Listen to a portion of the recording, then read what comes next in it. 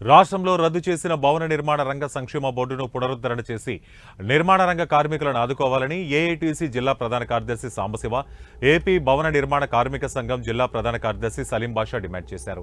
అన్నమయ్య జిల్లా బి కొత్తకోట మండలం తాపీ మేస్త్రీలు కూలీలతో సమావేశం నిర్వహించారు. ఈ సందర్భంగా ఉమ్మడి రాష్ట్ర ప్రభుత్వం 2006 సంవత్సరంలో సంక్షేమ బోర్డు ప్రారంభమై 2019 తర్వాత గత ప్రభుత్వం సంక్షేమ బోర్డులు నిర్వీర్యం చేయడం జరిగిందని అన్నారు.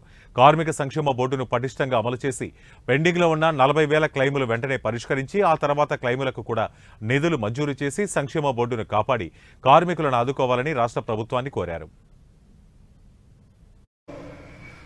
మొదటిగా మీరే వెళ్ళి పునాదులు వేసి గోడ కట్టి అంతా బిల్డింగ్ రెడీ చేస్తే మళ్ళా మిగతా కార్మికులంతా ఆ బిల్డింగ్లో పోయి పనిచేసే విధానం ఉంది. అందుకోసం ఎప్పుడు కూడా ప్రధాన పాత్రగా తాపీ మేస్త్రీలే ముందడుగులో ఉంటారు. ఆ ఉద్యమాల్లో కానీ ఆ ముందు నుంచి చరిత్ర ఉంది మన ఊరికి.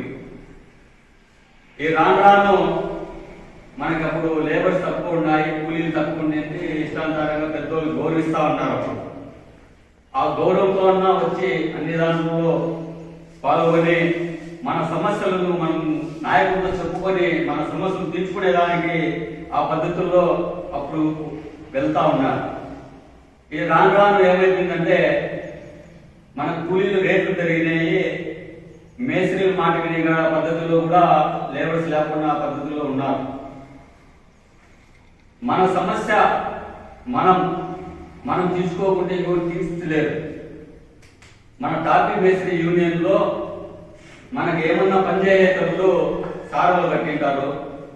ఆ సారలు కట్టేటప్పుడు జారి కింద పడిపోతే మన తోటి